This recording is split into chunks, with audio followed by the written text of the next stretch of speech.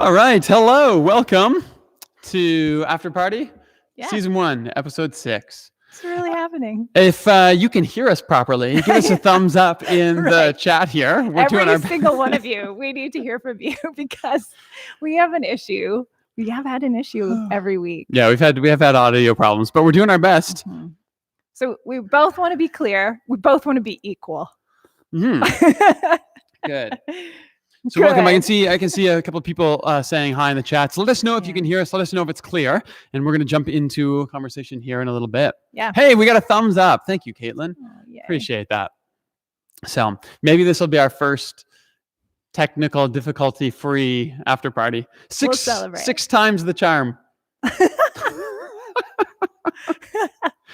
Yeah. Oh, well. Yeah, that's right. Oh, nice and clear. Yep. Excellent. 2 thumbs up. Thank you, guys. Excellent. Thanks, guys. Our faithful listeners. All right. To After Party. Well, welcome tonight. Thanks for joining us, everyone. Bobby's going to lead us through some talking. Just some talking. Well, I wanted to open with this question. You can kind of take it light. You can take it in a more heavier way, Sure. whatever you'd like. But what are you thinking a lot about right now? What am I thinking about? Right now, that's a good question. You want me to start? Yeah, sure. Why don't you? I'm thinking about birthdays today. Oh, okay. Only because Whose it's my birthday? sister's birthday. Very cool. And she's probably not listening, but it's her 40th birthday, my younger Oh. sister. So that's a big deal. Yeah. And it's my sister-in-law's birthday today as well, Sarah. Oh, wow. And Sarah is actually my first Bateman love. Like I know the Batemans because of It's true. Sarah. Right. And I'm married into that family. So Okay. I'm thinking about birthdays and the people in my life that I love to celebrate. So I had to find some different ways to celebrate them. I sent Yeah. my sister up in Fort Saskatchewan a couple gift cards. Nice. And then I got Sarah a fancy bottle of olive oil from our daily Mm. bread today because she's been making pasta in, I love olive oil. yeah. I do.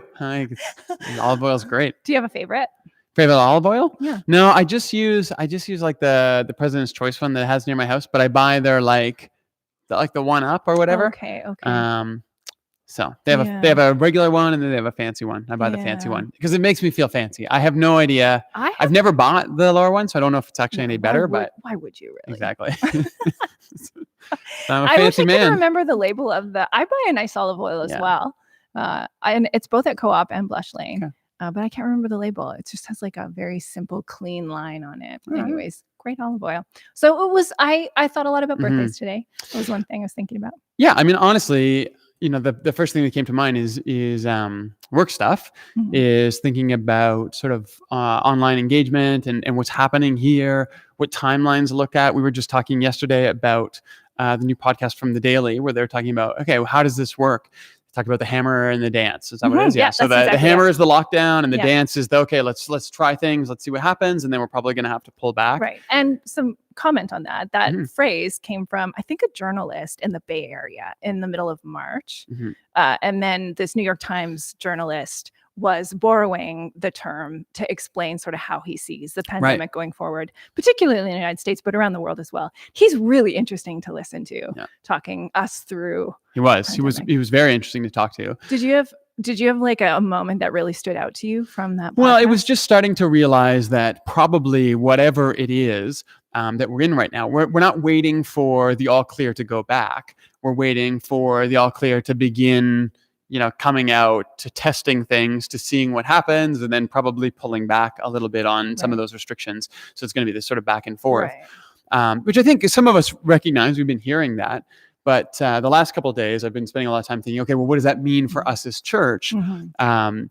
If we're not going to be, probably anytime soon allowed back into sort of this room full of people, but we will be allowed, some smaller gatherings. And so what does church look like in that context where maybe our services are online, but small groups begin to come back and we are able to socialize, we're able to be together, to pray with each other, to be in person together, but maybe not in that gathered group. And I think there can be something really neat about that. There can be some real opportunities in that.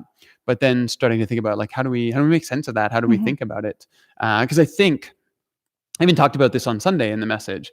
The first sort of 5 weeks was we got to get through Easter. And so we kind of all put our heads down and we did our best and we got through Easter.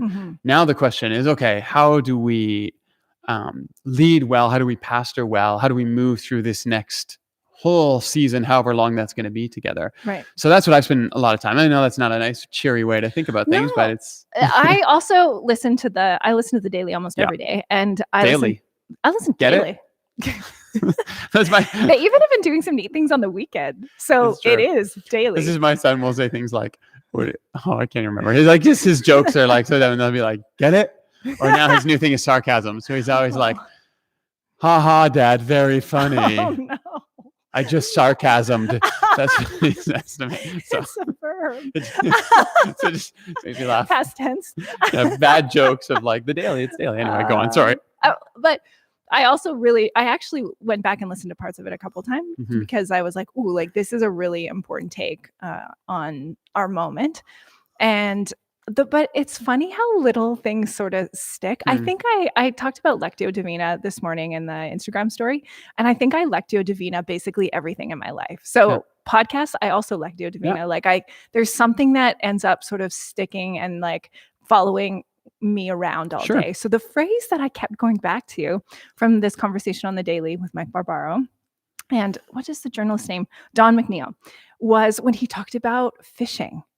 It was such a tiny detail. I'm trying to remember. So you'll have to let me. He said, I'm thinking about, it was near the end of the conversation. Yeah. I'm thinking about getting a different fishing rod so I can become one of those guys on the pier that fishes for whatever. I don't know what the detail was. He said, I like, maybe it was trout fishing. I like going out and like on a bigger fishing trip. I'm not quoting him directly, but I'm thinking about getting a different fishing rod, which is a little bit like how we're thinking. We're thinking like we still are very interested in being the church. Yeah. But we are like looking for different tools or like what are the things that we can continue to employ to be who we are. Like this journalist loves fishing. He's like, I can't do the kind of fishing I actually love right now, but I can probably do this kind. That's interesting. And I thought about this. I don't care about fishing. I know many people in our community do, which is great, but I thought about that little detail. Like I'm still thinking about it the next day. Like what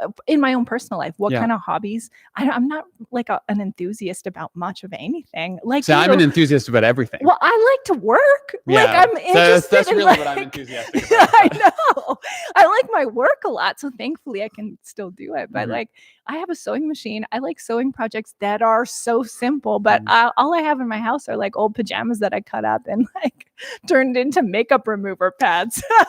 So, I mean, honestly, I think I like what you're talking about because part of for me this week was, okay, so how are we going to do this coming out? But part of the reason is because this is the time of year when we would normally be like knee deep in the journal prep for September. So what's our next year look like? So this is the time of year where I'm sort of conditioned in my yearly rhythm to be thinking about the next year and the next 12 months. And so we need to do that. Yeah. But it's this sort of strange place. Like, I think we're going to do a journal. I think we're going to print it. But at the same time, I'm like, do we print it? Like, is anybody going to be here in January to get these things? Like in September? Yeah. September. So, I mean, we're going to plan it. We're going to put it all together. But, what's that going to look like this year? And it's not, I don't find that depressing. I'm just finding it just an engaging sort of practice for me to start wondering about like, okay, well, like what is this going to be? And I that actually kind of is invigorating to think about. But the other thing is I got my motorcycle out. You did? So I did. So do you have one or two? I have one motorcycle right now. I did have two at one point, but I sold my dirt bike. Okay. But I took it out and I rode around. Not for very long, just for half an hour, started it up. But that's probably more than I rode all of last year. So I'm already...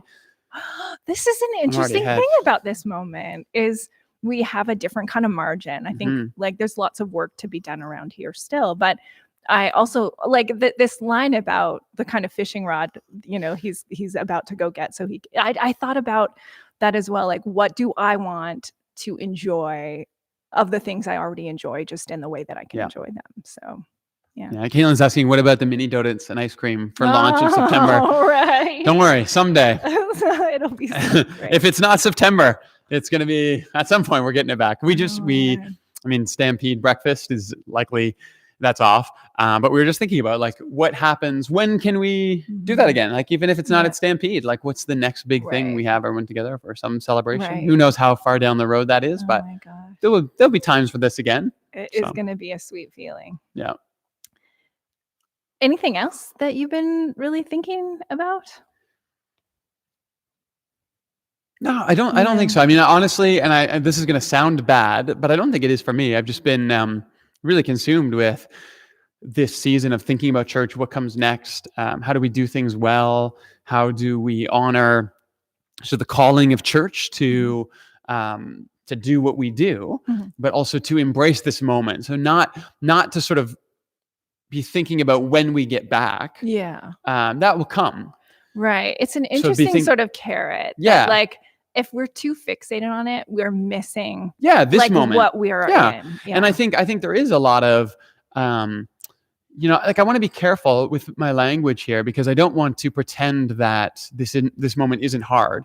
And I don't want to pretend that it's not harder for some people than others. Absolutely. That said, I do think there are, I want to be careful with the language, but opportunities to do things in new ways, to rethink what community and church is all about, and to reinvent some of our patterns.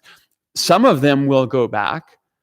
I think hopefully we will bring some new things with us when we go back. Yeah. And that's what I'm really hoping. That's a great phrase. That we'll bring some new things with us. I like that a lot. Yeah, it feels like that's a true possibility. So we started a new series on Sunday, My Big Loud Mouth, and you kicked it off, talking nice and close to the camera. Yeah. Trying some new things. Yeah, we are. So, I mean, before we get to the message, we are trying some new things just in terms of how we're doing things. I think all of us felt as a team that in the lead up to Easter, we wanted to provide something that felt normal. It felt like our rhythm and our habit to give us a sense of grounding. But I think coming out of that, there was the realization of, okay, like if this is the new reality, then does it make sense to do something that felt normal 2 months ago?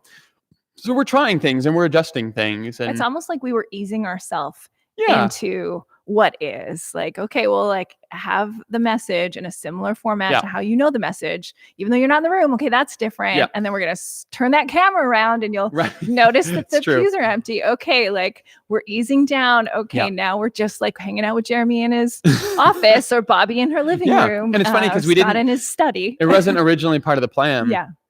Was to stage it that way. It's just how it came about because we thought, Easter warranted sort of naming the fact that we weren't here. And so we turned the camera around, and then coming out of Easter, we're like, well, let's do something different. Let's do something more casual. But I think it's an example of discerning in real time. I think that's also what we're doing in our personal lives or in our lives outside of, church or work, is sort of like easing into the reality that is, life at home a lot more, sharing our space with our loved ones more, sort of like easing into that. Maybe for some of us, it's like, I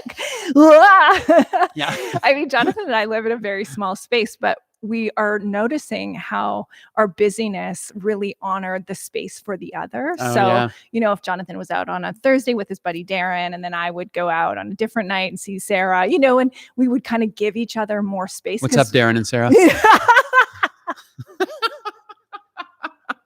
That was my favorite part. There you go. Sorry. So it's good.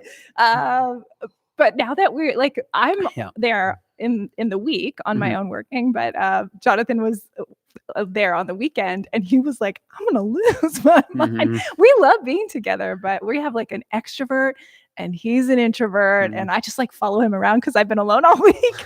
The poor guy's like, give me he would never say that to me, but it's kind of my son, we're that kind of dropping into like, oh, this is like weekends now, like where we would go out for beers and take our Kindles. Like we're now like sort of, we hit the bottom of something. Like this is a very different reality. I'm going to say something. I'm going to put my coffee down. Tea. I keep putting it there. I really want to put it right here. Oh no. Because it would be so easy for me to grab. But I know, I would knock it all over my computer and it would be gone. So I'm going to keep sticking it there. But I desperately want, there's like a spot right here I could put Maybe it. when it's warmer out, we could like have beer lawn chairs. There you go. Sit outside on the lawn. Yeah, I Okay. mean, right now our family, I mean, we have a very small house too. It's Yeah. it's just under 1,000 square feet, which is fine. I mean, actually, we love our house, but yeah, I mean, it's a lot of bodies in there now, Yeah. especially with them Yeah. and Eaton, and we have a golden retriever who's the neediest animal in the world. And the more you're around, the more Aw. needy he gets. Aw. Like, it's not like, hey, we're home now. You Calm you down. can ease up. It's Right. like, they're home now. I need more. I need more. I love your cedar just voice, like- by the way. It's like that. It just sucks up everything you have to give. But then Eaton, I mean, it's just like, this is parenting in general, but Yeah. all day he's just like, Dad, watch this. Dad, watch this. Dad, come do this. Yeah. Which is great. And it's Yeah. fun. And we set Yeah. up the trampoline. And we're having lots. Right. But then if Rachel's watching, is in this mode now where she just will not stand to be put down. Oh, She doesn't need a lot. Like, as long yeah. as you're holding her, she's fine. But she's in a mode where she does not want to be put down. Oh. So it's just, we switch her off, we trade her back and forth, and as long as you do, she's fine. Yeah. You can kind of strap her to you and go Okay. about your day. But that's a lot. That's a lot happening in your house. That's true. But also, can we just say that M in that little outfit out in the sun in a picture that you or Rachel posted? Yeah. Rachel's having so much fun because she's like, Her little she's at face. 8 pounds now. So she's out of the Oh. preemie stage, and Oh my Rachel's able to like dress her up in these little outfits that everybody's given us.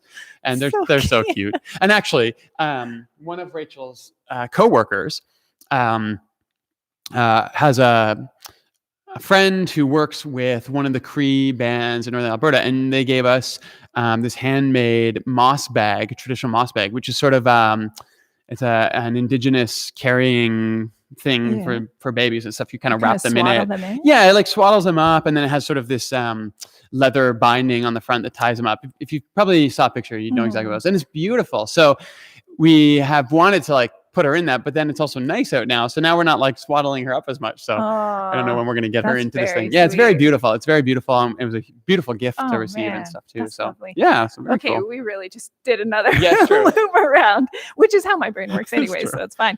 But okay, let's go to the sermon, and then I also want to plug the new episode of Between Sundays that's coming out tomorrow. Look out. But so we opened the series, My Big Loud Mouth. We were talking about this line and expanding upon it, but this idea of God has a plan, which was really about, well, I liked your language about shortcuts can make it harder for us to heal. So when we're with people or someone's with us in a hard time and someone is sort of reassuring us with this, a language like God has a plan, everything works out, it'll be fine, everything's fine. That can be a real shortcut to our healing. Yeah. So, I mean, a couple things that I think were interesting about this series is I framed it as a series about all the things we wish we didn't say. Yes. And the next 3 weeks are gonna feel much more like that. Like, we're talking about hurtful things like I hate you, and we're talking about oversharing, saying something that you wish you could take back because you said it to the wrong person, or gossiping and sharing someone else's story. Right. And all of those are sort of, we know those as like bad things. This one I thought was interesting because we started the series with something that doesn't feel like it's a bad thing to say. Like, it never feels bad to say, oh, God has a plan for you, or everything happens for a reason. When like, you're the sayer exactly. of the thing. Yeah, because it feels like it's a good thing to say, and it comes from a very good-hearted place. But as I said, I think the language I had on Sunday was, you're either one of those people who know how hard that is to hear, or you will be one day one of the people who knew how hard it was to hear. Because I think we all find ourselves at some point in that situation where those words aren't comforting. What they feel like to you is, God has a reason for this, therefore I deserved this, or I did something to warrant this situation that I'm in. Yeah. If there's that was, like, I almost wanted you to say that 5 times. Yeah. Like, can you say it again? Yeah. It's because important. I think when we're saying, what I was trying to say is, when we're saying God has a reason for this, I think what we sometimes hear is there is a reason for this, Yeah. and you're the reason for this, Yeah. and you did something to deserve this. And we don't mean that. We're like, that's not what we're trying to put on someone. But I think that's how But it when comes you carry out the Yeah. logic of that and exactly, like when sentiment, you yeah. carry that to its logical conclusion, I think that's what Yeah. we come away with, and that Yeah. can be really hard. Yeah. Okay, so now But I don't know that we think those No. things. We feel it as exactly, shame. exactly, Yeah. which is what part of, I think, what makes it so hard. Yeah. Because if we thought it, then we could tell ourselves, This is well, that's not garbage. true. Yeah. That's not how it works. Yeah. But because we don't think it consciously, we feel it, we carry it in our bones, it kind of sticks around with us. Mhm. And all of a sudden, grief starts to turn into this shame of, like, I'm in this situation because I deserved it, Yeah. because there's a reason for it, because I'm the reason for Yeah. it. Yeah. And I think that's why it was sort of an interesting way to, you could either say ease into the series or like dive right into the deep series. end, right. Because in some ways this is the deeper end, right? Yeah.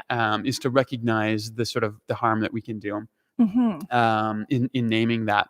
So I thought that was an interesting piece. Yeah. And then this shortcutting piece around grief takes time. Like there's no way to get around that. Just as, when was it? It was Palm Sunday. We were talking about forgiveness, I think. And we talked about, hey, sometimes you're not ready to forgive. That doesn't mean you don't need to forgive, Mm-hmm. right? Everybody needs to forgive, but you need to do that for yourself. And you need to get to that place where you can forgive, because that'll be healing and it will be good for you. Have you heard of the term spiritual bypassing? No. I just came across it, maybe in the last few months, but it's from a psychologist in the 80s. And I actually copied the definition down. So spiritual bypassing is a term first coined by psychologist John Wellwood in 1984. And it is the use of spiritual practices and beliefs to avoid dealing with our painful feelings, unresolved wounds, and developmental needs. Yeah. And I was like, that's some of the stuff that we were, that your language around shortcuts can make it harder for us to heal. Yeah. That this language that we've all taken into ourselves. God has a plan. Everything works out for the good of those who love Jesus. All of that language, it's in us. We also believe it. Totally. But with more nuance, with more like in a more drawn out in the narratives of our actual lives.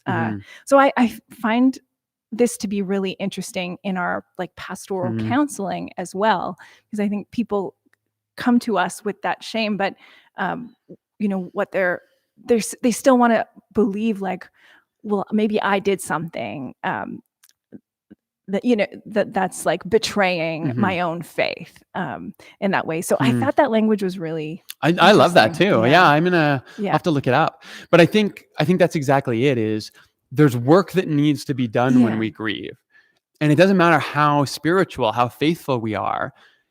You need to do that work. Right. And I think, you're using the word grief, but I also think when you just use the word forgiveness, and I think that's a very, very complicated thing when you're living with real woundedness in relationship.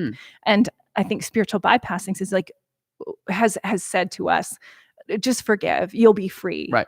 But it's like, no, the real work of forgiveness is like living out forgiveness. And the forgiveness, back to that one, forgiveness is the end result of the healing. Yeah.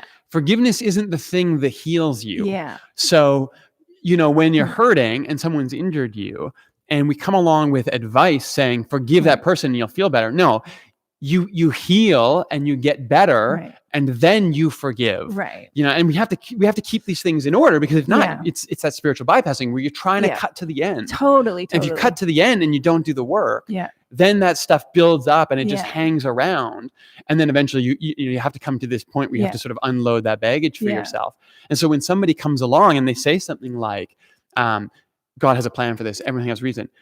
It's meant well, but what it's trying to do is it's trying to take you from here and it's trying to get you to here. Yeah. And a lot of times it's like, I'm not ready for that. Yeah. And maybe I don't even know that. Maybe I can't even tell you that. But when you try to move me there, then I feel like I should be there. Then I now have this shame about it because I'm not ready there, and I'm not okay. And all these things start to compound on themselves. And so that's where I really, for myself, I have really liked the language of trading God had a reason for how do I make meaning out of this? And how can God help me create meaning in this? Because you just pulled up the passage from Romans, right? Yeah, Romans, where Paul is saying, all things work together for the good of those who love God. What I mean, and then we talked about this in the Roman series. I think it was in year 4. I could find it. Maybe it was part 22. Don't quote me on that. But it was in the Roman series. But that phrase, the way that the emphasis, it's not a bad translation so much, but the way the emphasis gets put on English is misplaced. It's not about God works all of these things for your good. It's God works the things in your life to make good. Right. And then it's very subtle, but it's a very big difference. Yeah. It's worlds a apart. huge difference to say, God put sickness, God put pain, God put a breakup into my life to teach me something. A pandemic. Yeah. Right. I mean, that's incredibly harmful way to think about the divine. Now to say, I'm going through this, I'm in this situation, and God is now with me, helping me create meaning, helping me learn, helping me become a stronger, better person in the midst of this. I think that can be language that can be really helpful and really life-giving and really strengthening. But when we believe these things happen to us for a reason, because God wanted to teach us or because we did something to deserve it, as if it was punishment or tough love. I don't think God does tough love. No. I think there are times that God has to punch through walls that we've put up. Right. And I think there are times, interesting word. Yeah, that we get so consumed with, things that are not important that God has to get our attention. Yeah. But I don't think God ever hurts us to try to get us somewhere. Right. Because that's an abuser. It is. It is. If anyone was sitting in front of me explaining a relationship like that, where somebody tried to manipulate you to do a certain thing, I'd say like there's a lot of unhealth in that relationship, and like some things need to be dealt with or looked at. Now, do I have to sometimes get my son's attention? Yeah. I mean, I can't just always gently, right. Wave my hands and say, Ethan, I mean, I don't think you should climb up. Right. I mean, sometimes I have to get his attention. Right. And my son is so sensitive. I love it about him. I hope he doesn't lose that. But I mean, I can't look at him sternly without him breaking down into tears. So I mean, I have to be very gentle, and I love that about him, and I want to encourage that. I don't want to. The last thing I want to do is sort of, squash that. But there are still times like I have to get his attention, but I would never hurt him to teach him a lesson. Yeah. And if I am a reasonably competent father, and God is compared to a good father all through the scriptures, then how much better would that be? Yeah. That God would know how to parent us, know how to mother us, know how to love us in all of these different ways. And yes, sometimes that means, there's shock, and sometimes there's a startlement when God gets a hold of us. But facing the truth of who we are is shocking. And I think when the people who love me reflect to me who I really am, and I don't like to look at that part of myself, like that feels like it hurts, but actually it's for my good. Like it's always for my healing. It's always out of incredible love. So we got way off onto forgiveness. I mean, that's good stuff. That was fun conversation. So spiritual bypassing, God has a plan. Shortcuts is a harder way for us to heal. I was just thinking about the real work of healing in my own life, doing some reflecting on that this afternoon, that it took like making real appointments with real people who I knew like, this is a version of my healed life that I want to get to. I am over here. Like, I can't just like pray myself into it. I have to have action to my prayer, which meant like finding a real therapist or spiritual director or calling a friend. It meant like walking through, paying attention to the grief, the pain, the sadness for how things weren't the way I wanted them to be, in any number of things. And one of the things I love about life is that I sometimes think in dating metaphors, because I spent so much of my adult life just trying to figure out how to date. And there were these times where I would like beg my friends, like, please set me up with somebody. Like, you must know people. Like, this is really hard for me. Why can't you just set me up with someone great? And sometimes they would, and I would go out on a date and like that would be okay. But the really great stories and the really great moments were like when I did that myself, when I like made a connection, we, braved a new space. I met some really lovely people, some like delightful men in my life that kind of broke my heart later, but I would not trade it. And like, I think about that in terms of the work of our lives, that like, if I try to just like, if I sort of take that example and take it into my spiritual life, if I'm just sitting praying for a thing and I want God to just do the thing, what part of life is that? Like, the delight, I think, of the divine is like, yes, Bobby, like, you do this. And of course, that's God with me in every single moment of like moving into, struggling through, pushing forward towards the life that I want. But it really lacked satisfaction in those parts of my stories when I wanted to bypass the real hard work that I needed to do to move towards relationship in my life. Like, I think about that a lot. Like, I love prayer. I believe in prayer. I think the contemplative life is incredibly important. The inward journey is everything. Everything. I mean, it's a lot. It's a lot. It's a thing. It's a thing. Yeah. Okay, I'm using hyperbolic language, maybe, but I think about the need to walk these stories out in real time with our real energies feels like deeply divine work in life. So. I mean, just looking at some of the comments here, I really appreciate some people sharing their stories and what's that meant. Caitlin sharing that. I mean, it's really beautiful to say, like, I like her language. It took me almost a decade to realize, understand, and accept that God loves me and God doesn't punish us. I didn't do anything to cause this, and neither did God. However, there's so much of God's glory that's been shown to me throughout my struggles. And that's what we're talking about in that Romans piece. God didn't do any of this to you to teach you anything or for God's glory. But God uses these things, all of the pieces. I mean, if the Lego has been destroyed and it's all on the ground, God isn't the one who tore it apart, but God is the one who puts it all back together into something that's creative and beautiful. Oh, here are the pieces. Like, let's do this work together. But you don't get to close your eyes and open them and the Legos all put back together. So that takes me back to one thing. I think I said it near the start of the message, but just this whole idea of sometimes when we say these things, like, we have these verses and they're beautiful and we repeat them to each other. And that's good. And they're true, but they're not true yet. And that was one of the things that was meaningful for me as I was thinking through it is everything happens for a reason. I don't love that language, but is there meaning in everything? Absolutely. However, even that needs to be wielded carefully because that may be true in the end, but that may not be true for someone yet. And sometimes, I think the language that I used was what's true is as much about timing as it is about content. Because there are things that we can say to each other that will be true one day. But to say them now in the midst of this moment is not kind, it's not loving, and it's not true.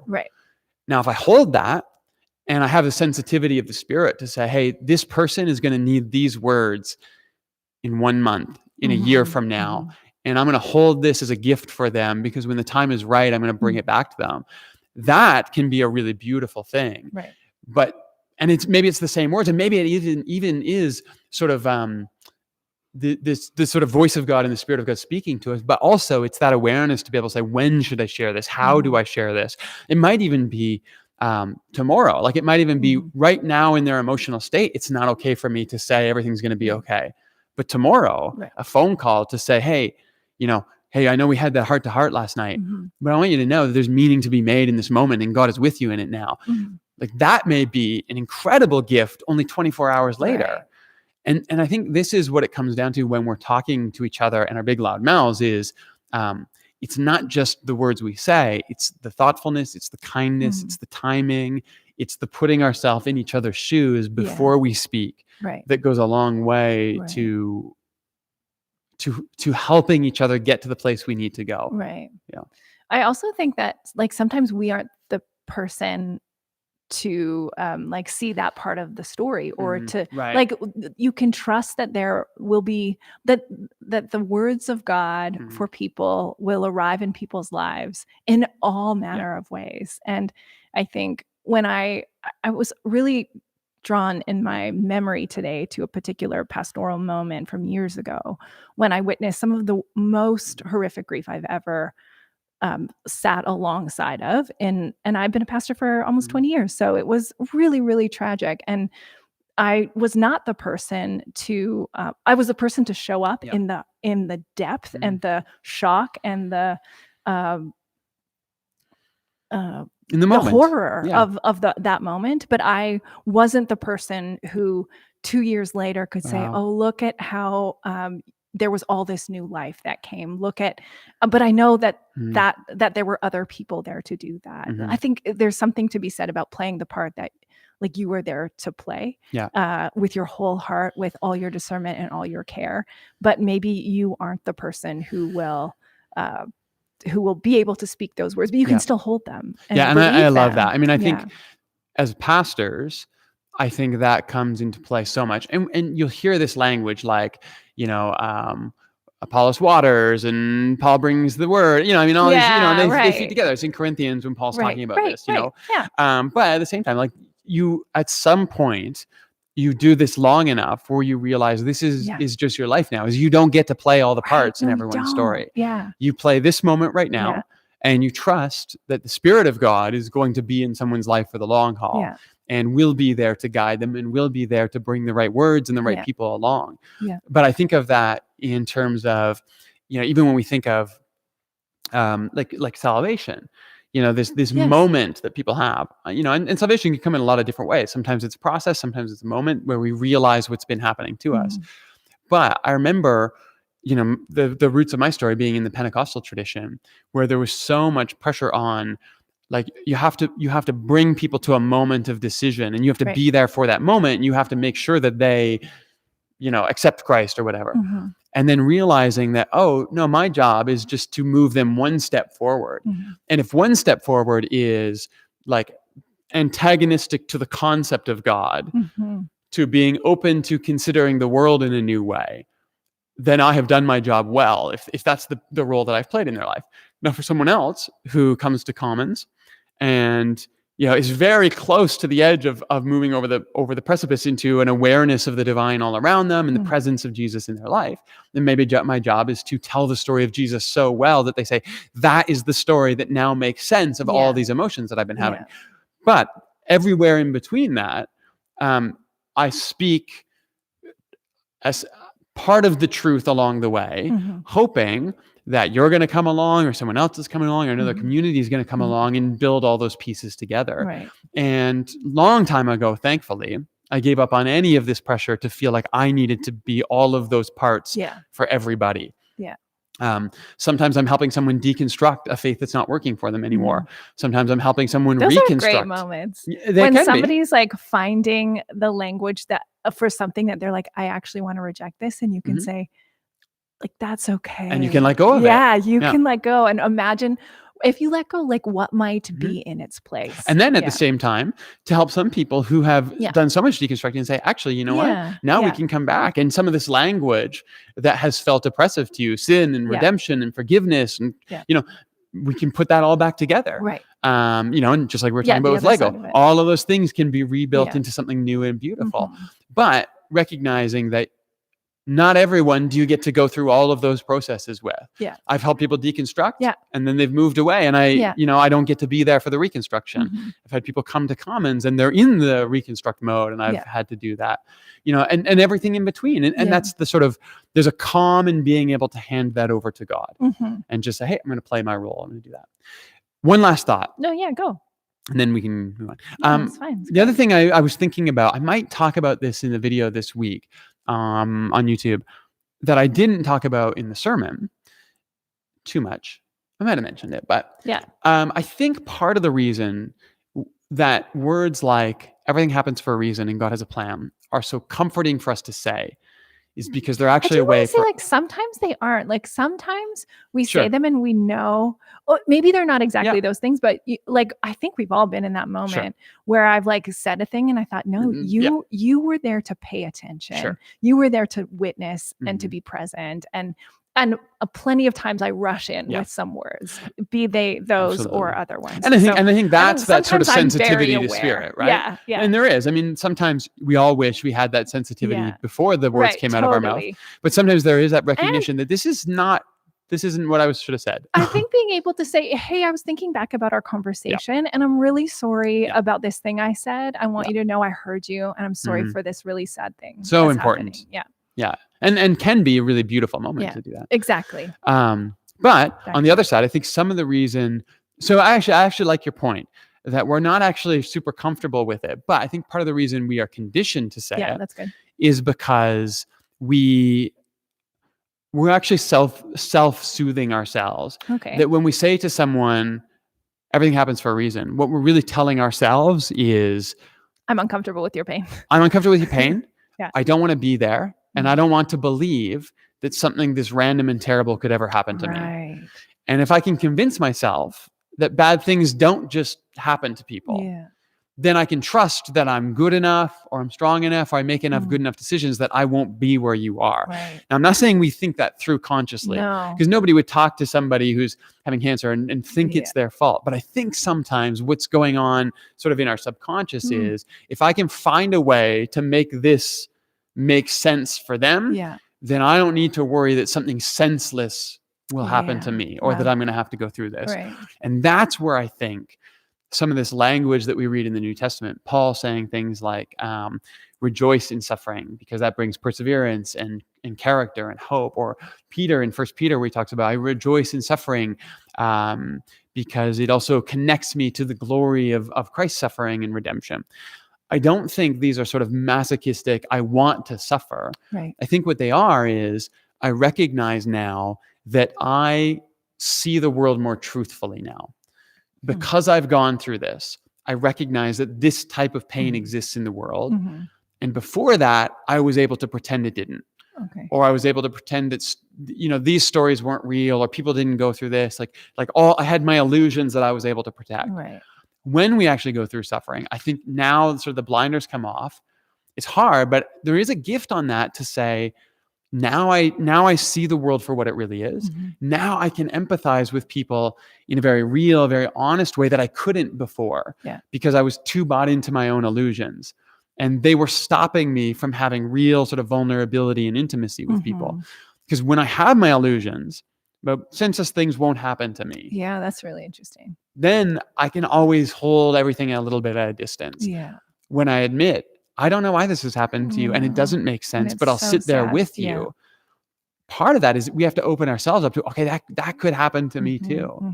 And I don't know why. Yeah. And if that happens, I'll face it and I'll trust that God will be with me in it, not that God will sort of carry me over it or Right. anything. Right. Right. So I think there's a little bit of that anyway, this Yeah. protecting our illusions that that nothing like this can happen to us, because if there's a reason, then we're going to stand it. And again, it's not a conscious thing where we've thought it all No, through. It's just this a basic thing. fear Yeah, of what exactly. it means to be human and to be afraid. Yeah, that something will really do us in. Yeah. All right. Huh. That's enough about Sermon on Sunday. So we are going to talk about, there's 3 more in the series. We're going to talk about, and we're phrasing the next one, I hate you, but it's really about, saying something that's actually hurtful to someone. Yeah. And it, and you maybe you're even trying to, Or maybe you still carry it, and Yeah. there's things that you said years ago. Yeah. and Yeah. you still carry that. but you were trying to injure somebody with your Yeah. words. And what do we do with that? Yeah. So that one, we're going to talk about oversharing. I told my story to either someone who didn't deserve it or in a place where it wasn't protected. Right. And then we're going to talk about gossiping and sharing someone else's story when it's Yeah. not yours to tell, and Yeah. you shared it in a Such a big unsafe deal. space. Right. So those are the 3 more conversations in the Right. series. So. It's good. Yeah. It's good stuff. So tomorrow We have a new episode of Between Sundays, and it is called Panic.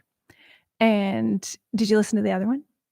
I No, I even told you today. Jeremy, what did I do today? I read over your sermon, you know what? made sure I was really aware of all your ideas. I just You're hope such I a had the punk. camera on your face when you were like, so I did start it. Oh my gosh. Listen, Stop talking There's right a now. lot to get through.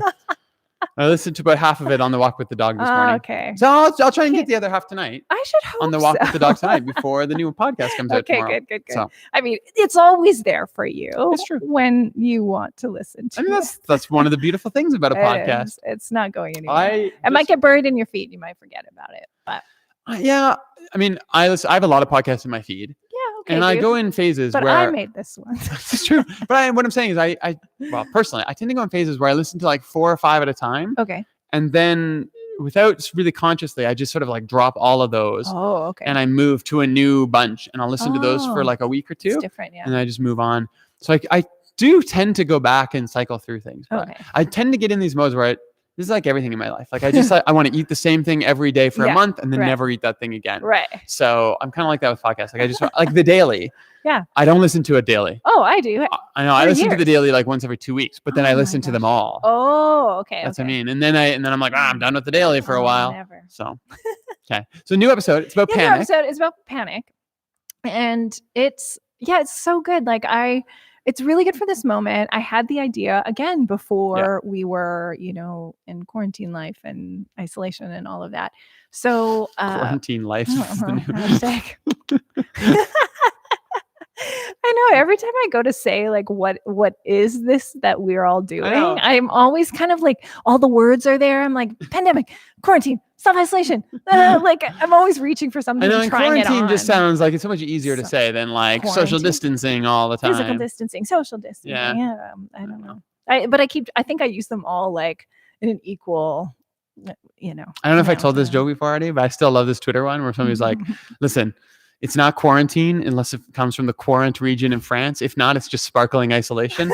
I thought that joke was like the I funniest never thing heard ever. No, okay, maybe I haven't told that one. You didn't? It's not mine. I didn't make it up, but I just love that. If it doesn't come from That's good. Quarant in France, it's just sparkling isolation. Maybe I love it because my wife loves Prosecco so Ah, much. that's And I it. was like, This it's one's not for you, champagne. It Rachel. didn't come from Champagne. Anyway, Oh, good. Anyways, it's a great episode. so we'll talk about who are you interviewing? Trina Piper / Frank was her name before. And we have a conversation about her own story. She was a pastor and did ministry and then really Was a lost. Lutheran pastor. Yeah.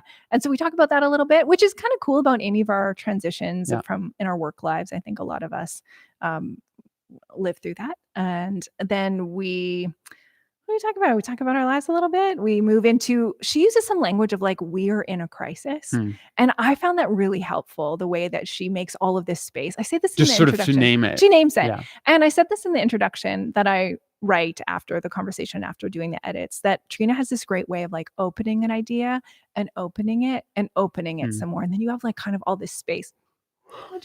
I wasn't even right on now. camera, Bobby. I took the camera off me so I could yawn, and then Bobby's like, "Hey, what are you doing over there?" Seriously, you bored? I'm talking. trying What's happening? Trying to keep this hidden here. Okay, anyways, it's gonna be great. It's not boring. It's not yawn worthy. No, it's lovely. great. It's great.